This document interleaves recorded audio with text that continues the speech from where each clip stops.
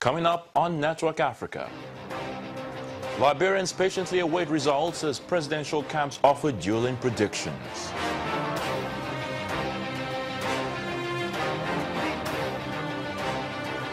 Zimbabwe's former army chief Constantino Chiwenga sworn in as vice president.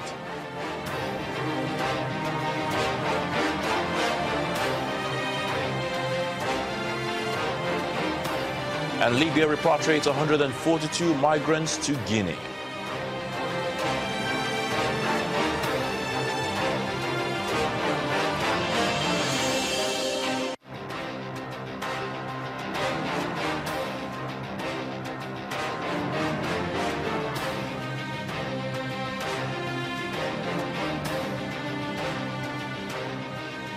Hello and welcome to the program. I am Ayotunde Balogun. We begin in Liberia, where supporters of presidential candidate George Weah have jumped the gun, sending congratulatory messages to the former football star. Now, various local media ran stories stating various prominent personalities that have come forward to applaud Weah's unofficial victory. Confident of victory, supporters of George Weah were already sending and posting congratulatory messages to him even before the official announcements. He was being hailed as president before the official runoff election results were announced.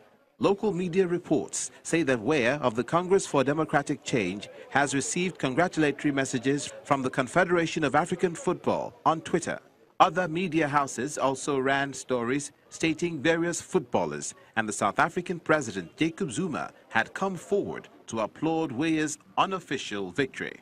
Meanwhile, the National Elections Commission urges people to wait for official counts. Right now, I think our leader, George Weah, is in a good position by tapping the pool.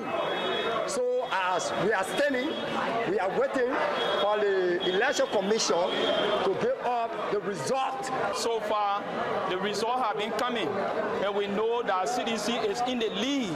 But being in the lead are not giving you the results. So we're hoping that the result come very soon to know who will be winning this election. If our Honorable George Weah become a president, I hope to see change, because he's a man of change and he's a man of his word. Mr. George Weah, a national hero in Liberia, became the first non-European to win European Soccer's Player of the Year award in 1995. The same year, he picked up the African and World Player of the Year awards. King George, as Weah's supporters call him, is wildly popular among the youth and the disenfranchised, especially in the shanties of the run-down seaside capital of Monrovia. Many of them feel they have not benefited from Liberia's post-war victory, a sentiment that has counted against Borkai. 51-year-old Weah has served as a senator from the opposition Congress for Democratic Change since 2015. After returning home from an international soccer career to immerse himself in politics. As a political novice in 2005, he lost to Johnson Sirleaf in a presidential election. All right, for more on the Liberia presidential elections, I'm being joined by our guest, Achike Chude, who's an African affairs analyst. Glad to have you on the program, Network Africa. Yeah, it's a pleasure. All right, so official results are yet to be announced in the elections there in Liberia from the reports you've seen, but it appears George Weah has started receiving congratulatory messages, from friends, supporters, and all whatnot. What's the implication of this? It's almost as if people cannot wait to declare him a president. I remember that the first time out, before they went for this runoff, his former coach at Monaco, Arsene Wenger, made a fox pas by, congratulating him ahead, of time. And again, we're seeing this. I think what one presupposes really is that perhaps there's this general belief that no matter what happens at the end of the day, he would have won the election. But then, for very credible organizations, I think they are jumping the gun. It is not the very best of situations because there's a process, and that process does not end until he is the proper body constituted for that, the electoral body, announces him as having won that election, then I think at that moment the congratulations can really, begin to come in.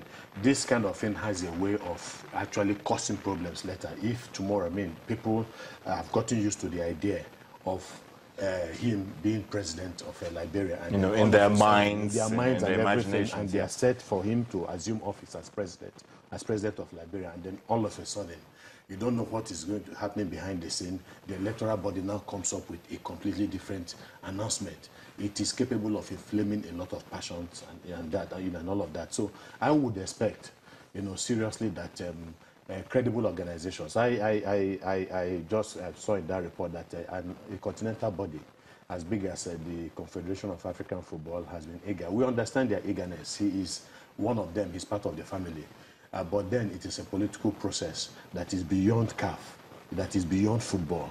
It's about a nation, and so you would expect that they would exercise some level of restraint before making giving him such a congratulatory messages. Now we know that of course the collation of the votes is still ongoing. It has been going on since Wednesday, I believe, in 15 counties. Now, do you see a possible announcement of preliminary results anytime soon? Because since Wednesday up to this point, that's quite a long wait.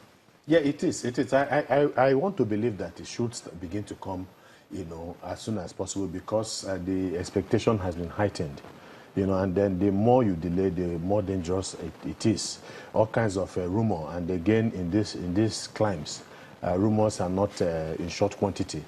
So before you know it, you begin to hear all kinds of rumors and the rest. And the only thing that can douse that rumor is that we'll begin to see a movement towards actually a declaration of results. And so when they begin to come up, they can't announce all the results at the same time, obviously.